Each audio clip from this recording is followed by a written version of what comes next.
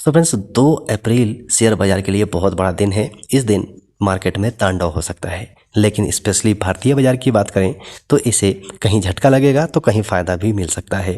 तो यहाँ पर जो अमेरिका की तरफ से टैरिफ लग रहे हैं, जिसका अनाउंसमेंट 2 अप्रैल को होने वाला है, उसके ऊपर अगर हम नज़र डालें तो भारतीय बाजार को फ़ायदा किस प्रकार से होगा और नुकसान किस प्रकार से होगा, किन किन सेक्टरों में होगा, हमें किन सेक्टरों पर, किन शेयरों पर नज़र रखनी चाहिए, जो मेरे हिसाब से है उसके बारे में इस वीडियो में बात करेंगे।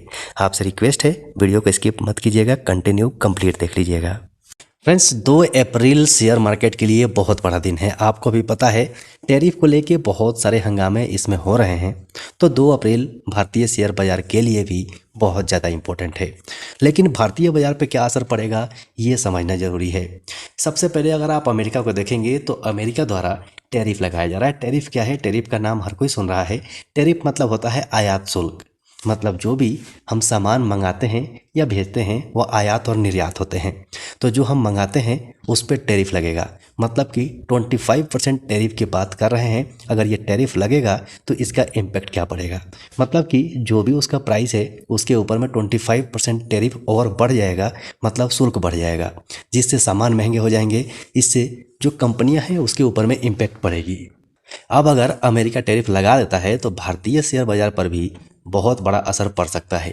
इसका असर कई कारणों पर निर्भर करेगा, जैसे कि किन उत्पादों और देशों पर यह शुल्क लगाए जा रहे हैं, भारतीय कंपनियों का उन उत्पाद से कितना जुड़ाव है और वैश्विक बाजार में संतुलन पर इसका क्या प्रभाव पड़ेगा।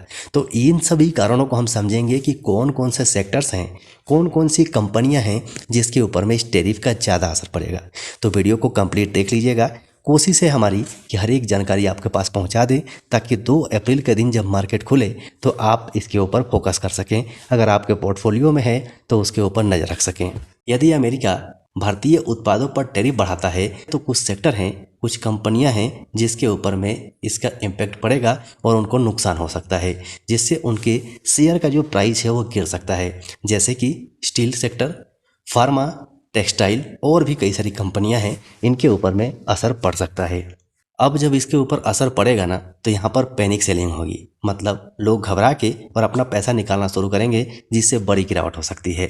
अब दूसरी बात यह आ जाती है कि यदि अमेरिका चीन पर टैरिफ बढ़ाता है तो भारतीय कंपनी को वैकल्पिक आपूर्तिकर्ता बनने का अवसर भी मिल सकता है। ये एक पॉजिटिव पॉइंट है, ध्यान से समझिएगा, जिसमें IT, फार्मा और मैन्युफैक्चरिंग सेक्टर को बहुत ज़्यादा फायदा हो सकता है, क्योंकि चीन और अमेरिका का भी निर्यात अच्छा खासा है और हमारा अगर देखेंगे तो 3 से लेके 3.3% तक का हमारा आयात और निर्यात है। अमेरिका के साथ में तो बहुत ज़्यादा असर नहीं दिखेगा।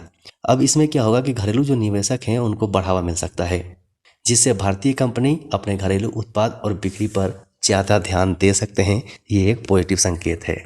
अब चलिए अब बात कर लेते हैं सेक्टर वाइज। सबसे पहले IT सेक्टर को देखते हैं। अमेरिका भारतीय IT कंपनियों के लिए सबसे बड़ा बाजार है। यदि अमेरिका की कंपनी की लागत बढ़ती है तो IT सर्विसेज की मांग पर असर पड़ सकता है, इसे ध्यान रखिएगा। यदि अमेरिका चीन पर ज़्यादा टैरिफ लगा देता है तो भारत की IT कंपनियों को नए अवसर भी मिल सकते हैं। नेगेटिव पॉजिटिव दोनों पॉइंट देखते चलिए, आपको फायदा होगा। अब आ जाता है मेटल और स्टील सेक्टर। यदि अमेरिका भारतीय स्टील और एल्युमिनियम उत्पादों पर टैरिफ बढ़ाता है तो JSW स्टील और टाटा स्टील जैसी कंपनियों पर असर पड़ सकता है। यदि चीन पर ज़्यादा टैरिफ लगता है तो भारतीय कंपनियों को नए निर्यात के अवसर भी मिल सकते हैं।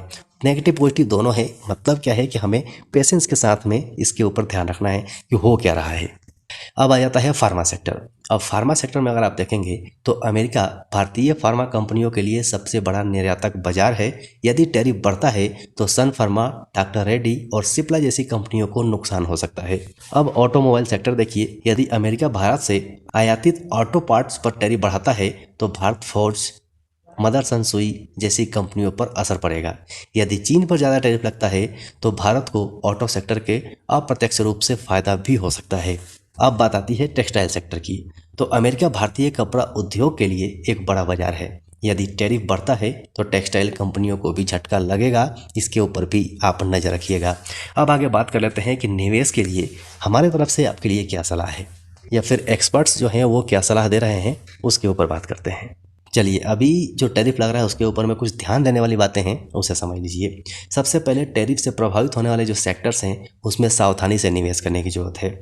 दूसरा है, यदि अमेरिका चीन पर ज़्यादा टैरिफ लगा देता है तो भारत के आईटी और मैन्युफैक्चरिंग सेक्टर को फ़ायदा मिलेगा, तो इस सेक्टर को आप नज़र में रखिएगा। तीसरी बात है, मिड टर्म में अस्थिरता बढ़ सकती है, लेकिन लंबी अवधि में भारत के लिए नए अवसर भी खुल सकते हैं।